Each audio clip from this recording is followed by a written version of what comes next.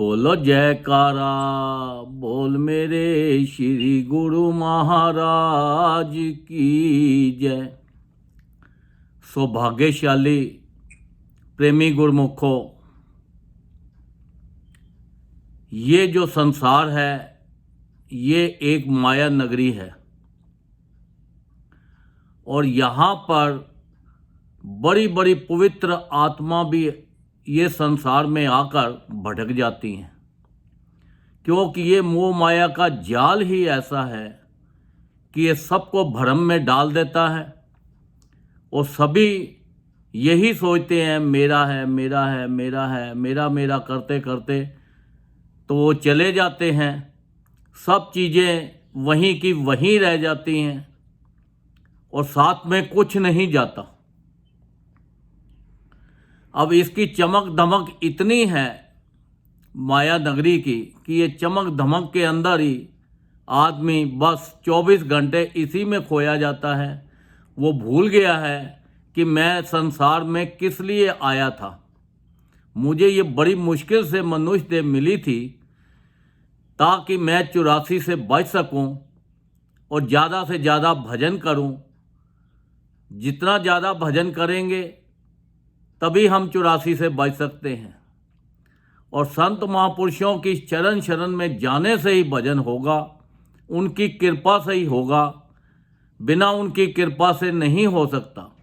चाहे हम कितने भी तीर्थ हो आए, कितने भी पुस्तकें पढ़ लें, कुछ भी कर लें, पर हमारा जो कल्याण है वो संत महापुरुषों की शरण में जाने से ही होगा। अब देखो, एक कोई सेठ था। अब वो सेठ अपना 9 लखा हार हर वक्त अपने गले में पहनी रखता था। अब वो 9 लखे हार पहना हुआ था। सरोवर के पास गया नहाने के लिए, सब कपड़े अपने उसने उतारे और उसने अपना हार भी जो था वो भी निकाल दिया और खूंटी पे टांग दिया। जब वो हार चमक रहा था बहुत, क्योंकि उसके अंदर हीरे जवाहरात बहुत लगे हुए थे, और ऊपर से चील आ रही थी, पक्षी। उसने देखा ये खाने की कोई चीज़ है, वो उस हार को अपने पंजों में उठा के तो ले गई। जब वो सरोवर से स्नान करके आया और आके देखा, बड़ा ढूंढा, इधर इधर इधर इधर, उसे नहीं मिला। उसने जाके राजा को कंप्लेंट की कि मेरा 9 लखा हार गुम हो गया है, मुझे ढूंढवा के दो। अब राजा ने अपने सारे जितने वर्कर्स थे उनको भेजा, भाई ढूंढो कहाँ है। बहुत ढूंढा पर फिर भी नहीं मिला। तो फिर राजा ने सोचा अब क्या किया जाए। फिर राजा ने ऐलान कर दिया अपने शहर में, नगरी में, कि जो भी ये 9 लखे हार को ढूंढ के लाएगा उसको आधा मूल्य, आधी कीमत उसको दी जाएगी जो ढूंढ के लाएगा। जब वो सारे के सारे शहर वाले अपने काम काज छोड़ के, वो कहते हैं इतनी कीमती चीज़ है, हम ढूंढ के लाएं, हम ढूंढ के लाएं। वो ढूंढने में उन्होंने पूरे शहर का एक एक एक एक कोना ढूंढ दिया।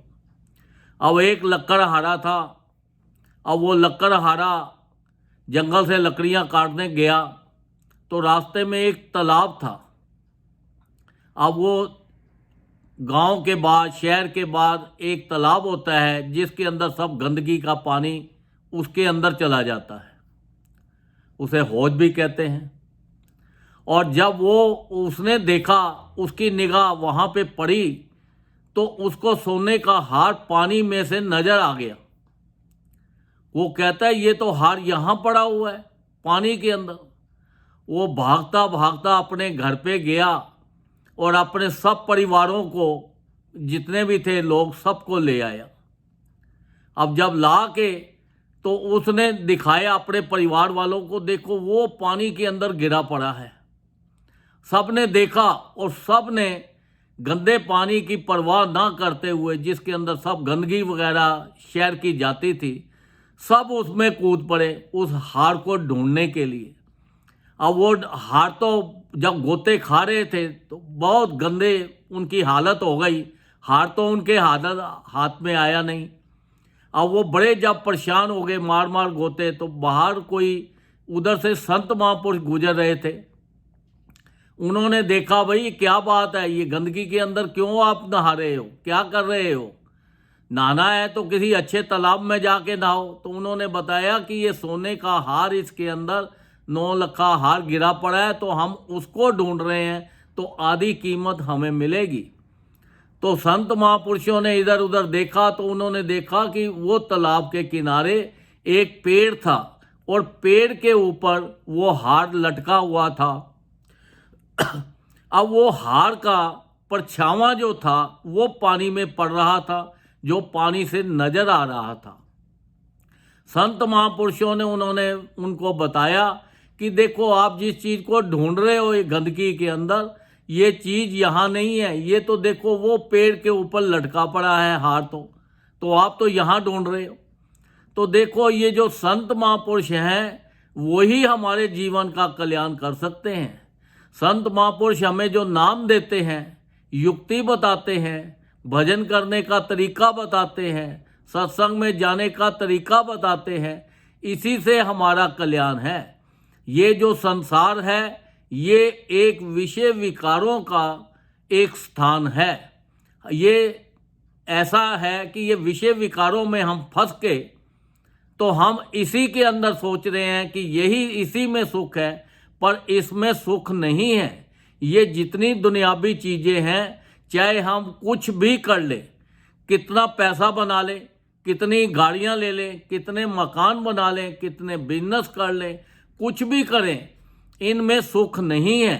सुख तो संसार के अंदर अगर मिलेगा तो संत महापुरुषों की शरण में जाके मिलेगा, क्योंकि वही सुख का रास्ता बताते हैं।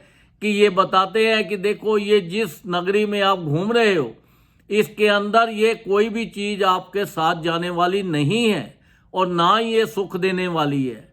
ये तो भगवान ने आपके लिए बनाई थी कि जाओ, जाके भजन करो और इसका आनंद लो। हम इस नगरी का, ये संसार का, संसार की चीज़ों का आनंद तो नहीं ले सकते। क्यों? कि हम यही सोचते हैं ये मेरा है, ये मेरा है, मेरा मेरा करते हम चले जाते हैं, सब चीज़ वहीं की वहीं रह जाती है।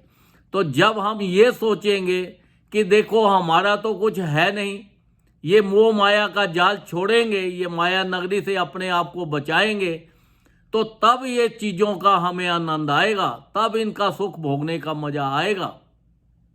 और संसार के अंदर देखो, जो संत महापुरुष हैं ये तो साक्षात भगवान है। अब ये साकार रूप बनाकर संसार में आते हैं जीवों का कल्याण करने के लिए। तो ये जो नाम दान देते हैं, इन्होंने देखो हमारे लिए कितना आसान तरीके बना दिए हैं, 5 नियम बना दिए हैं। श्री आरती, पूजा, सत्संग, सेवा, सिमरन और ध्यान, जो श्रद्धा सहित करे निश्चय हो कल्याण।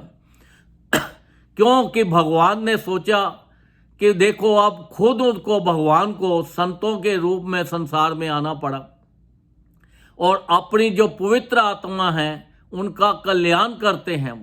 वो उनको बताते हैं कि देखो, ये जो संसार है इसके अंदर आप भजन करने में असमर्थ रहोगे, क्योंकि इसकी चकाचौंध इतनी है कि आपका ध्यान ही भजन की तरफ नहीं जाएगा। तो आप अगर ये 5 नियमों की भी पालना कर लोगे तो आपका कल्याण हो जाएगा। जिस परिवार के अंदर, जिस घर के अंदर ये 5 नियमों का पालन होता है, वहाँ पर संसार के सारे सुख अपने आप चले हुए आते हैं। उस घर में कोई बीमारी नहीं आती, कोई उस घर में कोई दुख कलेश कोई भी किसी किस्म का नहीं आता, किसी भी चीज़ की वहाँ प्रॉब्लम नहीं होती। पर शर्त यही है कि आप सच्चे मन से, दिल से पवित्र होकर आप 5 नियमों का पालन करो, तो आपका कल्याण हो जाएगा। अब देखो, उन्होंने ऑल ओवर वर्ल्ड के अंदर सत्संग आश्रम बना दिए। वो कहते हैं सत्संग में जाओ, सत्संग में जाओगे आपका मन निर्मल हो जाएगा, आपको भजन करने की आदत पड़ जाएगी, क्योंकि ये भजन हमें 24 घंटे उठते बैठते हर वक्त करना है। कि देखो, एक श्वास तो हमारा जो अंदर से बाहर आ गया, अब दूसरा श्वास हमारे अंदर जाएगा या नहीं जाएगा इसकी कोई गारंटी नहीं है। तो हर श्वास श्वास के अंदर हमें उस परमात्मा का नाम जपना है और 24 घंटे हमें उसकी तरफ ध्यान रखना है।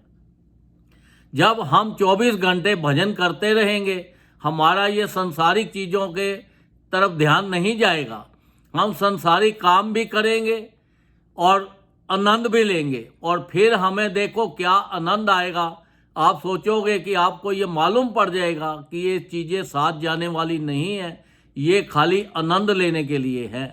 जब कोई भी चीज़ हो, आप देखो किसी बाहर जाओ, किसी के घर पे जाओ या किसी होटल में जाके रहो, तो आप क्या सोचते हो कि यहाँ का आनंद लेने के लिए हम आए हैं। ये चीज़ें तो हमारी है नहीं। जब आप सोच लेते हो ये हमारी नहीं है, तो फिर आपको देखो कितना आनंद आता है वहाँ पे। अगर आप किसी होटल में जाके ठहरो 1-2 दिन के लिए, तो आप वहाँ पे बोलो ये मेरा है, तो फिर तो वही प्रॉब्लम हो गई, फिर तो वही टेंशन हो गई। तो इसलिए ये संसार को अपना मत समझो, इसका आनंद लो, ज़्यादा से ज़्यादा भजन करो, जो संत महापुरुषों के नियम बनाए हुए हैं उनका पालन करो, उनके हुक्म में चलो, और जितना ज़्यादा भजन करोगे उतने आप खुश रहोगे। तो नाम जो है ये संत महापुरुषों की चरण शरण में जाने से मिलेगा। जब आप ज़्यादा नाम जपते हो तो आपका कनेक्शन हर वक्त उनके साथ लगा बना रहता है। जब कनेक्शन बना रहेगा तो आपको कोई दुख नाम की चीज़ आपके पास आएगी नहीं। तो आप हर तरह अगर खुश रहना चाहते हो, 84 लाख योनि से बचना चाहते हो, तो आपको ज़्यादा से ज़्यादा भजन करना है, सत्संग में जाना है। ये जो जूम के ग्रुप बने हुए हैं, ये ग्रुपों के अंदर जुड़ना है ताकि आपको सत्संग का लाभ मिल सके। और जब भी आप उठते बैठते चलते फिरते भजन करते हो, जब भी ये संसार से जाएं, तो हमारा ध्यान ये भजन की तरफ हो ताकि हम उस सीधा सचखंड को जाएं, ये 84 लाख योनि में ना फंस जाएं। अगर हम भजन नहीं करेंगे, संसारिक चीज़ों में फंसे रहेंगे, तो हम फिर 84 लाख योनि में फंस जाएंगे। और 84 लाख योनि में बहुत दुख ही दुख हैं, इसमें कई युग बीत जाते हैं दुख ही भोगते भोगते। तो ये तो भगवान की बड़ी अपार कृपा है। ये एक रास्ता उन्होंने बनाया है, ये एक डोर बनाया है कि देखो ये मनुष्य का शरीर तुम्हें दे दिया है, अब इससे तुम आज़ाद हो, तुम जो चाहो करना कर सकते हो। अगर अच्छे कर्म करोगे तो आपको मालिक की दरगाह में पहुंच जाओगे, आप हर तरह से खुश रहोगे। अगर आप गलत काम करोगे तो आप फिर 84 में फंस जाओगे। तो इसलिए संसार के अंदर हमेशा सबके लिए अच्छा सोचो, अच्छा करो, और अपना उस परमात्मा का नाम जप के अपना लोक और अपना परलोक दोनों सुखी करो, और मालिक के हुक्म में चल के अपने जीवन का ये पूरा लाभ लाओ। क्योंकि हमारे ये जो श्वास है बड़े कीमती श्वास है, ये श्वास खराब ना हो, इनका पूरा लाभ लो और ज़िंदगी का आनंद लो और खुशियाँ लो। बोलो जयकारा, बोल मेरे श्री गुरु महाराज की जय।